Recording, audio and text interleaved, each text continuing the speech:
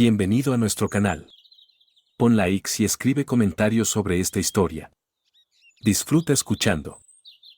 Me llamo James Harris y cuando ocurrieron los eventos que voy a describir, tenía 52 años. Estaba casado con la mujer que amaba, teníamos 2 hijos adultos a los que habíamos criado correctamente y tenía un trabajo bien pagado que disfrutaba. Tenía el mundo en la palma de mi mano y la vida era maravillosa, hasta que no lo fue. Todo comenzó un martes por la tarde. Esa tarde, trabajé hasta tarde, pero no tanto que mi esposa se preocupara, y me fui a casa después de que se había calmado el tráfico de la hora pico. Era mi típica tarde del martes. Habíamos acordado que yo recogería comida china de camino a casa, y eso es exactamente lo que hice. Aparqué en el garaje, presioné el mando a distancia para cerrar la puerta, recogí mi maletín y la comida, y me fui adentro. Era como un poderoso cazador que regresaba a la cueva para alimentar a mi hambrienta pareja, o al menos eso es lo que pasa por eso en la América del siglo XXI. Casi inmediatamente, noté que el coche de mi esposa no estaba en su lugar habitual, pero supuse que debía haber salido a hacer algunas compras de última hora y asumí que regresaría pronto. Así que dejé la comida cubierta en la mesa de la cocina, esperando mantenerla caliente, sabiendo que si se retrasaba, siempre podríamos calentarla en el microondas.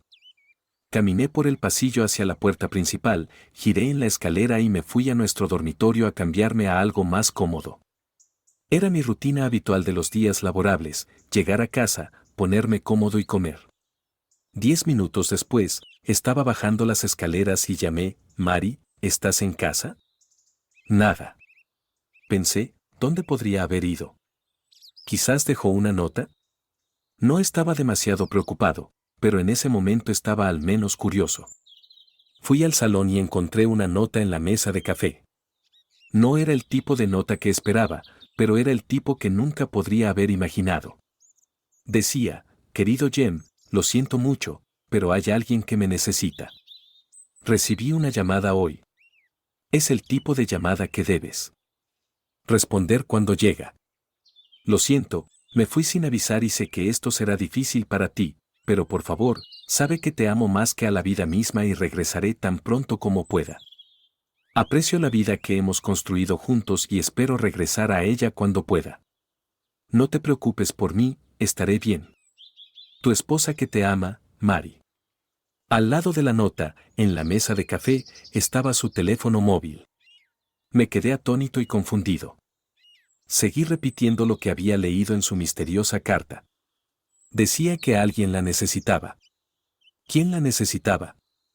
¿Quién podía ser tan importante y no merecía la pena decirme quién era? Entonces, el pánico se apoderó de mí. ¿Dónde había ido? ¿Cómo podía ser tan urgente que no podía decirme a dónde iba? ¿Cómo podía dejar su teléfono atrás? ¿Cuándo podría contactarme? Esta no era el tipo de nota que una esposa deja a su marido si planea regresar tarde en la noche. El pánico se convirtió en miedo y el miedo en ira. ¿Cómo demonios podía hacer esto? Simplemente se va sin explicar adecuadamente por qué y a dónde va. Luego, pensamientos más oscuros se colaron en mi mente y la primera pregunta, ¿cómo podía olvidar su teléfono?, dio paso a una segunda, ¿por qué dejó su teléfono? Volví a leer su nota y la segunda vez no me dijo más que la primera. Hay alguien que me necesita. Recibí una llamada hoy. Es el tipo de llamada que debes responder cuando llega. ¿Quién se cree que es? No es una agente secreta, ni una superespía, ni una neurocirujana para los líderes del mundo libre. ¿Dónde diablos está mi esposa? Admito que en ese momento, mi ira era una máscara para mi miedo. Me preocupaba por mi esposa, donde quiera que estuviera. Estaba convencido de que necesitaría mi ayuda. Quería ir con ella, pero ¿a dónde había ido? Quería escuchar su voz y saber que estaba bien, pero no tenía forma de contactarla. Simplemente me senté allí, volviendo a leer su nota mientras la cena se enfriaba y el sol se ponía. Cuando oscureció, finalmente decidí empezar a hacer llamadas. Llamé a su hermana, a nuestros amigos y finalmente llamé a nuestros hijos. Nadie sabía nada o no querían decirme. Lo peor fue que terminé asustando a nuestros hijos. Intenté tranquilizarlos diciéndoles que no había pasado nada serio, pero no lo hice muy bien, así que colgué prometiéndoles que les mantendría informados. Ahora estaba aún más enfadado y la culpaba por asustar a nuestros hijos, aunque yo había tenido parte de culpa en ese error. Volví a leer la nota de nuevo. Aprecio la vida que hemos construido juntos y espero regresar a ella cuando pueda. Esas no son las palabras de alguien que estará en casa en unas horas o incluso días. Ahora estaba verdaderamente asustado y, aunque me decía a mí mismo que estaba reaccionando de forma exagerada, llamé al hospital. No estaba allí. Luego llamé a la policía, pero me dijeron que no podía presentar un informe de persona desaparecida hasta que hubieran pasado 48 horas, a menos que estuviera reportando a un niño desaparecido. Pensé en mentir, pero ¿cómo podía decirles que quería reportar a un niño que medía 1,72 metros, con cabello castaño, que fácilmente podría pasar por tener 38 años aunque tenía 49? Les di las gracias y colgué. Al final, intenté comer algo, pero no tenía hambre, así que simplemente puse la comida que había comprado en el frigorífico y me senté en el salón con poca luz, esperando que regresara. No lo hizo. Subí al dormitorio un poco después de las 2 de la madrugada y me sumí en un profundo sueño. Cuando me desperté a la mañana siguiente, me estiré y me di cuenta de que el lado de la cama estaba frío y vacío. Todo volvió a mí y me quedé allí pensando qué debía hacer. Llamé al trabajo y dije que no iría. Mi ausencia era tan inusual que pareció causar cierta preocupación y, antes de que me diera cuenta, mi teléfono estaba sonando con colegas que me preguntaban si estaba bien, si necesitaba algo, si había algo que pudieran hacer y que debían hacer con ciertos archivos. Intentar ayudarlos. Un poco me pareció liberador y, por un breve momento, me distrajo de mis preocupaciones. Llamé a su oficina, pero me dijeron que había llamado y se había tomado el día libre. No pensé que estuvieran ocultando algo de mí, aunque durante un tiempo sí lo sospeché, pero con el tiempo me convencí de que estaban tan en la oscuridad como yo. Visité su oficina varias veces, esperando que una conversación cara a cara fuera más reveladora, pero no sabían nada más allá de lo que ya sabía, que era prácticamente nada. Se fue algún momento del martes, pero no me di cuenta de que se había ido hasta tarde esa noche y la policía necesitaba 48 horas antes de que pudiera presentar un informe. Así que el viernes por la mañana fui a la comisaría de policía para reportarla como desaparecida. Les mostré su nota y me preguntaron si había hecho algo así antes. Gritar a la policía no es una buena idea, pero en ese momento no estaba en el mejor estado de ánimo. Me amenazaron con arrestarme si no me calmaba, así que me obligué a sentarme antes de que decidieran que era un sospechoso con mal genio y llenaron el formulario. Luego me dijeron que en la mayoría de los casos como este, la esposa se va con su novio. Probablemente descubrirás en unos días cuando te sirvan los papeles del divorcio. Nunca en mi vida había querido golpear a un policía tan fuerte. En lugar de eso, simplemente murmuré gracias por nada y salí. Así que mucho por su lema de proteger y servir. Volví a casa y me desplomé en una silla. Estaba siendo desgarrado por el estrés, sin nada más que hacer. Reanudé llamando a amigos y familiares, pero esta vez tuve la suficiente inteligencia como para no llamar a los niños. En su lugar, ellos me llamaron y tuve que decirles que todavía no sabía nada, pero que estaba seguro de que su madre estaba bien. Es inteligente, capaz y estaba seguro de que tenía todo bajo control. En otras palabras, les estaba mintiendo a mis hijos. Un padre nunca debe mentir a sus hijos, pero no tenía nada que decirles, nada bueno o malo, aparte de que su madre todavía estaba desaparecida. ¿Cómo tienes ese tipo de conversación con tus hijos, que tienen todas las razones para estar preocupados por su madre? Mis llamadas a amigos y familiares el martes por la noche desencadenaron una avalancha de llamadas a mí el miércoles. Comenzaron calmadamente con comentarios como solo estoy comprobando, pero el jueves crecieron cada vez más preocupados. Todos querían saber qué estaba haciendo para encontrar a Mary y el viernes, el tono de algunas llamadas había adquirido un borde inconfundible de agresión. Nadie lo había dicho abiertamente todavía, pero la preocupación estaba dando paso lentamente a las acusaciones. Si las llamadas del viernes eran malas, las visitas del sábado eran insoportables. Estaba abrumado con visitantes, amigos y familiares que pasaban por casa para ver cómo estaba. Siempre comenzaban con palabras de apoyo, pero pronto seguían las preguntas. ¿Había algún problema entre ustedes dos? ¿Tuvieron alguna discusión? ¿Ella estaba infeliz? Lo que finalmente me rompió fue cuando la madre de Mary me preguntó, ¿estás seguro de que no sabes dónde está? Me enfadé y grité a mi suegra por primera vez desde que nos conocimos. ¿Qué tipo de basura estás hablando, Margaret? ¿Me estás acusando de algo? ¿Realmente crees que mentiría sobre algo así? No, no, Jem, por supuesto que no, dijo. Es solo que ella nunca ha hecho algo así antes. Empujé mi ira y dolor hacia abajo, esperando que no resurgieran, y con la voz más calmada que pude, dije, ¿crees que no lo sé? En ese momento, ella estaba visiblemente temblando. Su esposo dijo, Jem, sabemos que estás haciendo todo lo que puedes. ¿Podrías decirnos lo que sabes y tal vez podamos averiguar algo? Asentí y nos sentamos en silencio durante un rato antes de que les contara todo lo que sabía, o más bien, que no sabía nada. Les mostré la nota y estaban igualmente perplejos y preocupados. Las acusaciones veladas desaparecieron y pasamos una hora entera llorando, tratando de encontrar algo, cualquier cosa, que pudiera explicar la repentina desaparición de Mary, pero no teníamos nada. Henry y Margaret se quedaron hasta el almuerzo mientras yo preparaba una comida ligera para los tres, o al menos pensé que era para los tres. Aparentemente, nuestros amigos tenían otras ideas, ya que había un flujo constante de personas en la puerta principal, algunos trayendo comida, otros trayendo cerveza, y todos querían saber qué había pasado y qué sabía. En algún momento, dejé de contar la historia. Margaret y Henry se apresuraron a intervenir, y a su crédito, la culpa se desvió de mí y ella me elogió por ser un esposo preocupado. Sé que en el fondo, todos tenían sus propias sospechas, pero al menos sentí que había recuperado algo de apoyo. Estaba verdaderamente abrumado, ya que una persona tras otra se sentó conmigo para expresar su preocupación y apoyo. Les insté a todos a contactar a la policía si pensaban en algo que pudiera ayudar, pero en secreto, creía que alguien sabía algo que no me estaba diciendo y esperaba que esa información llegara a las autoridades, aunque nunca lo supiera. En lo que pude ver, nadie sabía nada, y aparte de unos pocos partidarios que llamaron a la policía para preguntar si tenían alguna pista, no sucedió nada durante varias semanas. Es decir, no sucedió nada durante exactamente 2 semanas.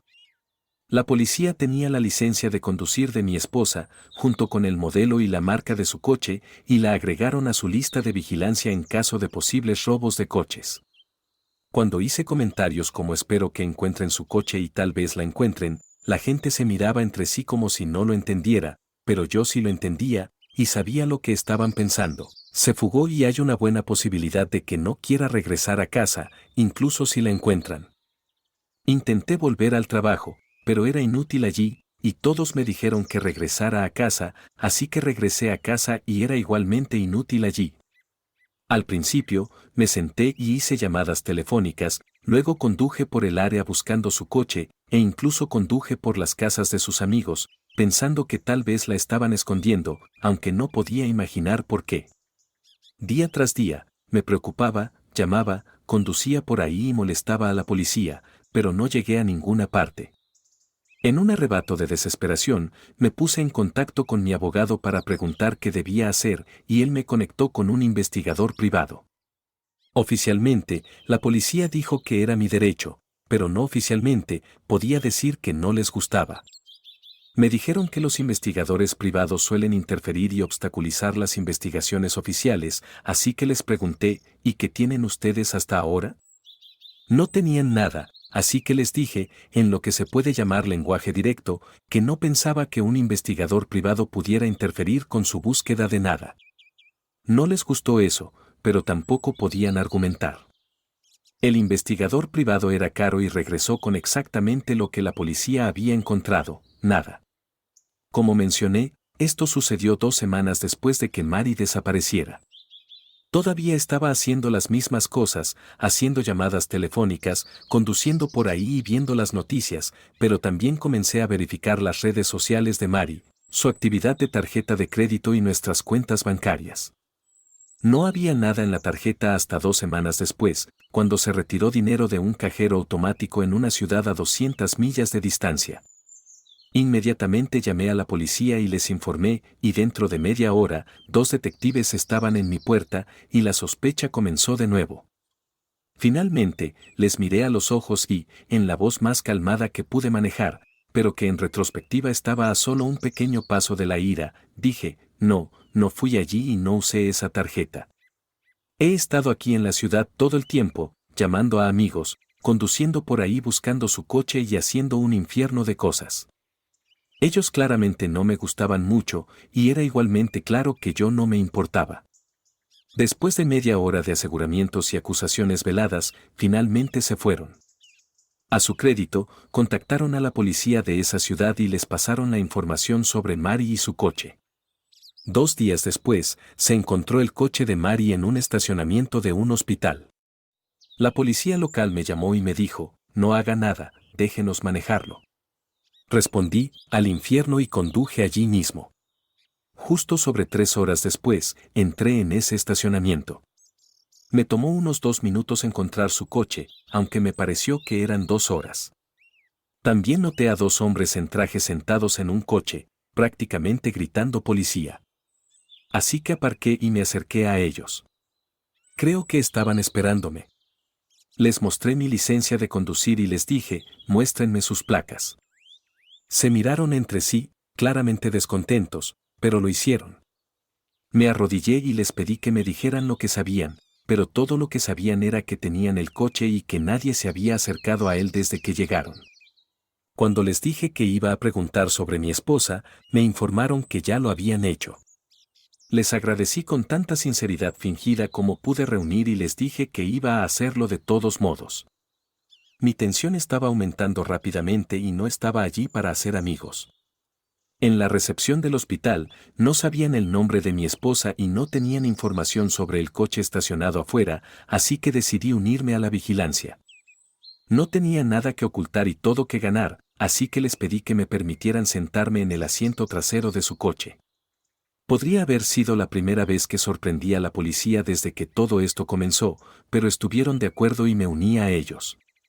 Durante la siguiente hora, hablamos y les conté brevemente lo poco que sabía.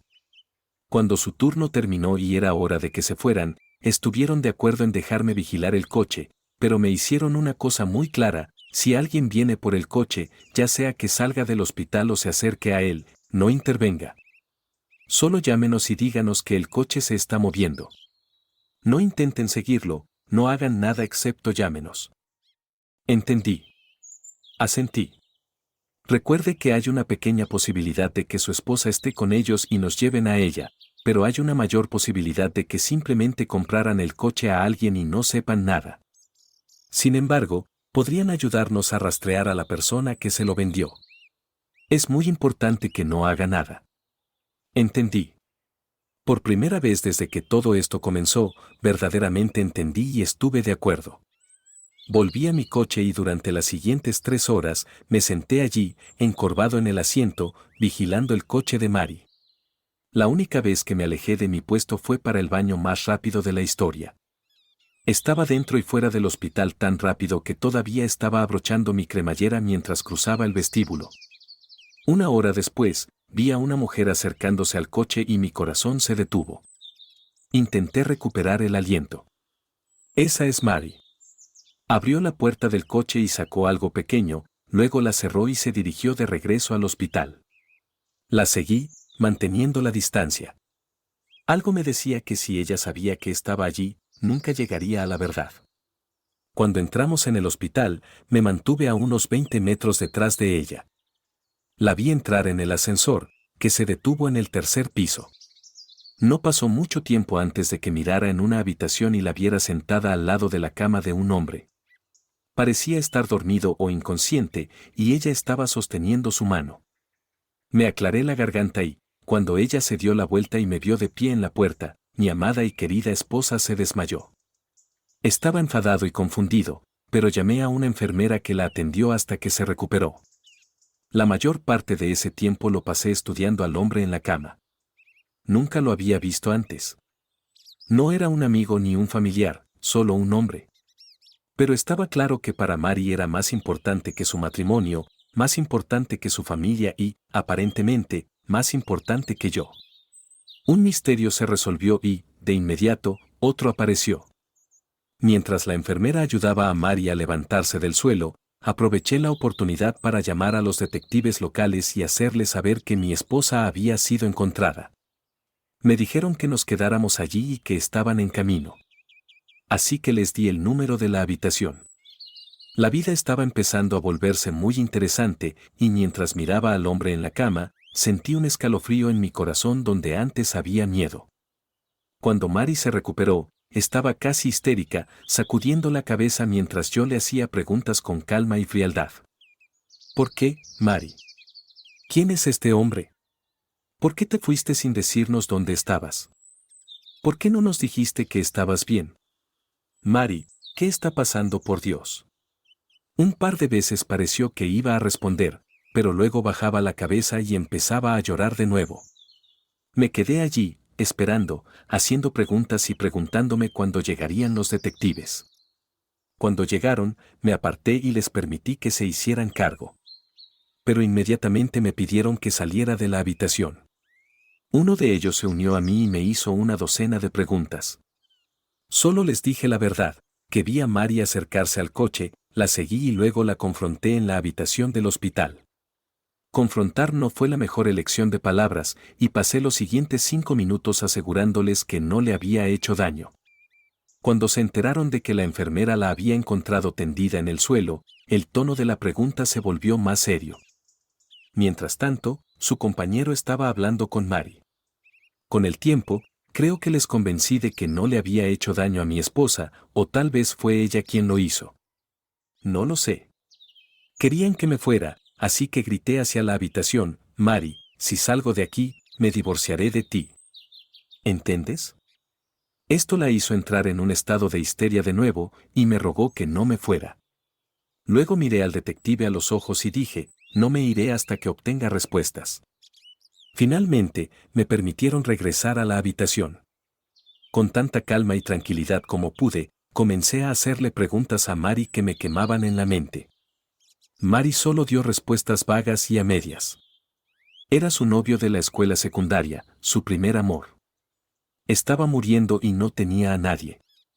Entre esas líneas, había páginas y páginas de información que no se decían, pero todo lo que podía hacer era seguir preguntando o adivinando. ¿Cómo has estado viviendo aquí durante 2 semanas sin usar tu tarjeta? Estuvo en silencio durante mucho tiempo antes de responder finalmente: he estado quedándome en su casa. ¿Sabes dónde vive, por supuesto, y tienes una llave? Asintió en silencio. ¿Cuánto tiempo has tenido una llave de su casa? Se encogió de hombros en silencio, mirando el suelo. Sabía que tan pronto como hiciera una acusación, estaba arriesgando el infierno si resultaba ser incorrecto. Sin embargo, 2 semanas es más de lo que cualquier hombre debería esperar para obtener respuestas en la oscuridad. ¿Cuánto tiempo, Mary? No respondió. ¿Cuánto tiempo ha estado llevando la aventura? No respondió a la pregunta ni negó la acusación. En momentos como ese, la mente se queda en silencio. Habría tiempo más adelante para más preguntas y más dolor. En fin, creo que al menos deberías mostrarme su casa. Quiero que me lleves a donde has estado quedándote. Me miró con terror mientras el pánico se apoderaba de ella. Al final, se rindió y asintió en silencio. Agarró su abrigo y nos dirigimos a mi coche. Conduciré yo, dije, y luego te traeré de vuelta. Parecía sorprendida, pero estuvo de acuerdo. En ese momento, creo que los detectives habían decidido que era un asunto personal. Con una última advertencia de no hacer nada tonto, se fueron. Mary permaneció en silencio durante la mayor parte del viaje, solo hablando cuando era necesario para dar direcciones.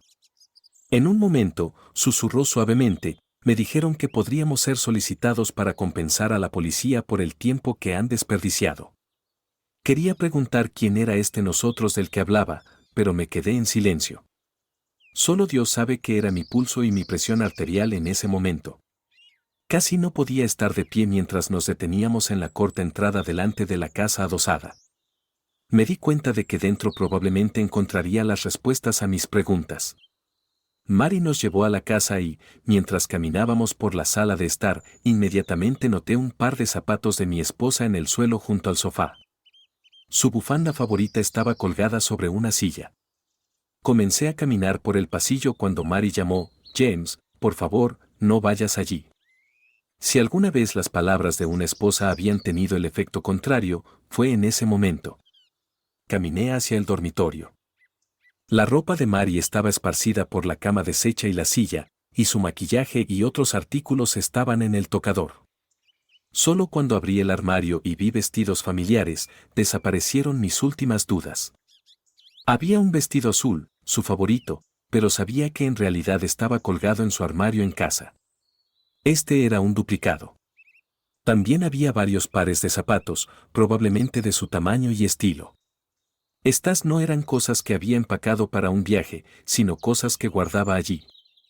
Ahora no tenía dudas y me di cuenta de que si abría unos cajones, encontraría su ropa interior y otros artículos personales. La habitación parecía estar configurada no para la vida diaria, sino para la estancia ocasional de una noche, una cena, un baile y luego intimidad seguida de sueño en los brazos de su amante. Regresé a la sala de estar sintiéndome destrozado y encontré a Mary sentada en silencio en el borde de una silla, mirando fijamente el suelo. ¿Hay algo que quieras decirme? Solo sacudió la cabeza lentamente. ¿Cuánto tiempo, Mary? Es obvio que esta no es una relación platónica. ¿Cuánto tiempo?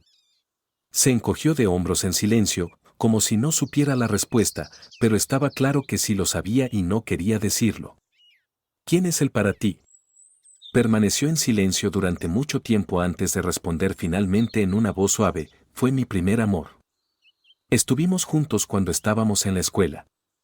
Me pregunté si se refería a la escuela secundaria o la universidad, pero ambas eran una época muy lejana.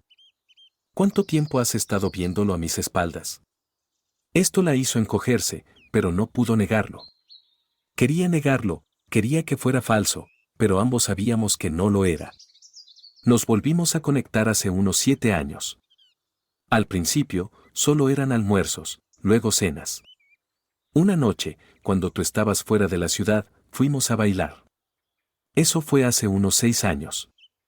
¿Así que has estado durmiendo con él a mis espaldas durante 6 años? ¿Cómo lo hiciste? ¿Vino aquí o él vino a nuestra casa? Esta pregunta desencadenó una reacción inmediata en Mary. Su cabeza se levantó de golpe. Nunca lo traje a nuestra casa. Lo juro. Nunca haría eso contigo. Asentí, sintiendo que la ira aumentaba. Así que puedes dormir con él, pero no lo entretienes en nuestra casa. Me alegra saber que hay una línea que no cruzarás. Se puso enfadada, pero no pudo negar nada. Después de un largo silencio, dijo: nunca dejé de amarte. Él nunca se llevó nada de ti. Lo juro. Solo eran unas pocas noches al año y siempre me quedé contigo para siempre. Era una mentira directa del manual del tramposo, y pensé que ¿qué sentido tiene discutir? Pero había un punto. Él se llevó al menos parte del amor que decías que me tenías. Mantuviste parte de tu corazón para el porqué de él. Me mentiste una y otra vez.